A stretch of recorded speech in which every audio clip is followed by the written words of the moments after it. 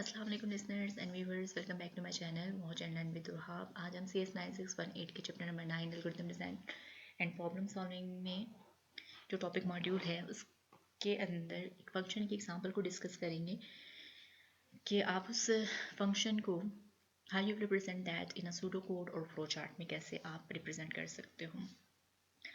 तो जो following pseudo code and जो फ्लो चार्ट की एग्जांपल है उसमें यह है कि आपने एक टेम्परेचर प्रोग्राम है जिसको आप रिप्रेजेंट कर रहे हो और उसके अंदर डिफरेंट इंडिपेंडेंट फंक्शंस हैं जो इनपुट और प्रोसेस और आउटपुट कर रहे हैं। इसमें आपने फॉर एग्जांपल एक सेपरेट फंक्शन है गेट फॉरेन हीट है, सेल्सियस कैलकुलेट करना है आपने उसको सेल्सियस में और फिर आपने उसके रिजल्ट्स जो हैं वो डिस्प्ले कर देने हैं। So now as an independent function, each function acts as a miniature program within its input, processing and output। कि मीन्स कि जो 3 डिफरेंट अभी हमने जिन फंक्शंस के नाम लिए हैं, फॉरेन हीट है, कैलकुलेट सेल्सियस है और डिस्प्ले रिजल्ट है, ये 3 इंडिपेंडेंट मॉड्यूल्स हैं, इंडिपेंडेंट फंक्शन है, सब रूटीन्स हैं जो एक स्मॉल प्रोग्राम की तरह फंक्शन एक्ट करते हैं, जिसमें आप इनपुट इनकी अपनी इनपुट है, प्रोसेसिंग है, then it display the output और फिर जहाँ पे ये फंक्शंस कॉल होंगे वहाँ पे एक्चुअली अपना वर्कअप परफॉर्म करेंगे। So as you review the following code, note which functions have parameters. Input कौन से हैं, parameters means what type of input you are going to generate in this one and which functions have return values और output कौन से हैं। अब अगर हम देखें इसमें फंक्शन है, एक मेन फंक्शन होगा जिसके अंदर पर्पस के उसका मेन प्रोग्राम है जिसके अंदर आप इन प्रोग्राम्स को कॉल भी कर सकते हो और नहीं भी कर सकते हो। पैरामीटर्स इनपुट उसमें आप क्या दे सकते हैं, है नहीं है, return value as an output. Get Fahrenheit का एक फंक्शन कॉल होगा मेन फंक्शन के अंदर ही, उसमें इनपुट क्या है, पर्पस क्या है उसका इनपुट लेना। पैरामीटर्स पास अगर आप उसमें कर रहे हो नन, फॉरेन हीट है, रिटर्न वैल्यू क्या करोगे उसमें, फॉरेन हीट ही आप रिटर्न करोगे कि आप उसमें इनपुट ले रहे हो और फिर देन उसको मेमोरी के अंदर स्टोर कर रहे हो और that input can be used in another function as well.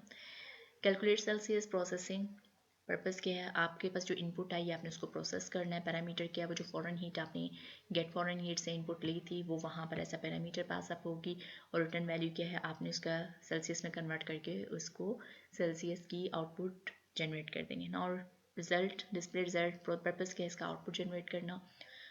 और पैरामीटर्स इसमें क्या है, फॉरेन हीट के जो आपने इनपुट ली थी एज अ फॉरेन हीट वो क्या थी और जब उसको आफ्टर कैलकुलेशन सेल्सियस उसकी वैल्यू क्या हुई है वो आपने डिस्प्ले करनी है। पैरामीटर्स ये 2 पास ऑन होंगे और रिटर्न वैल्यू इसमें कोई नहीं है, वो आप उधर ही डिस्प्ले कर दोगे।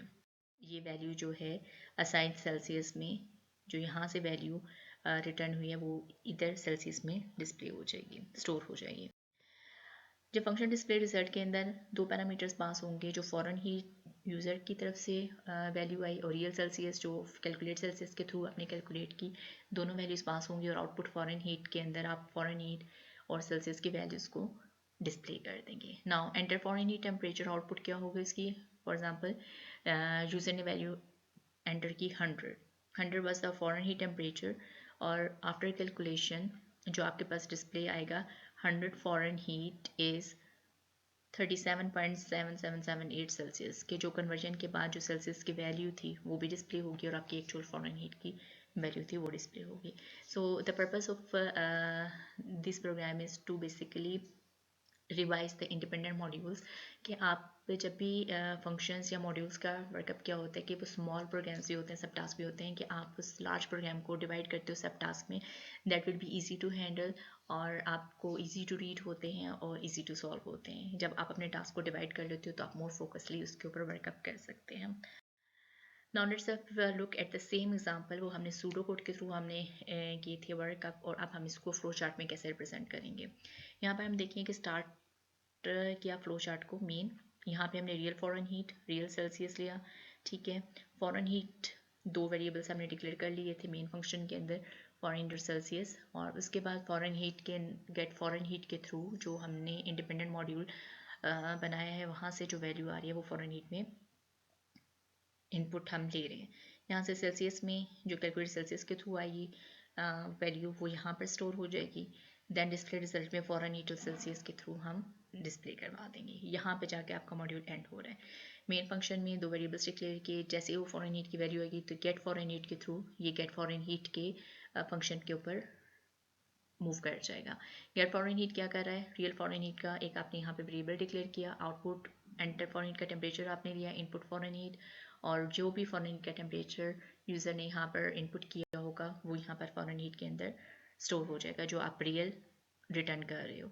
सेल्सियस का क्या फंक्शन है कि यहाँ पे आपका Fahrenheit as a parameter pass आप हो,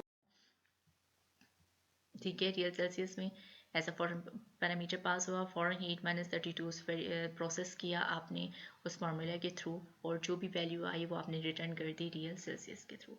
नाउ डिस्प्ले रिजल्ट का फंक्शन जो है वो आपने यहाँ पर उसको डिक्लेयर कर दिया। ये क्या कर रहा है, रेक्टेंगल ओवल शेप में रियल फॉरेन हीट और रियल सेल्सियस दो वेरिएबल्स यहाँ पर आपने एज आर्ग्यूमेंट पास किए और आउटपुट कर दिए जनरेट कि जो भी फॉरेन हीट यूज़र ने दिया था टेम्परेचर वो यहाँ पर डिस्प्ले होगा, और जो आपने आफ्टर कैलकुलेशन कैलकुलेट सेल्सियस किया है वो यहाँ पर आपका प्रोसेस होके आउटपुट डिस्प्ले हो जाएगी। As we know that this parallelogram is used for the input and output processing, और processing के लिए हम rectangle यूज़ करते हैं, और oval shapes जो होती है हमारे पास starting और ending program के लिए यूज़ होता है। So these were the basic concept that were used in the modules, कि जहाँ पर आप एक लास्ट टास्क को सब मॉड्यूल्स के अंदर मिनिएचर प्रोग्राम्स के थ्रू जो है कंप्लीट कर सकते हो।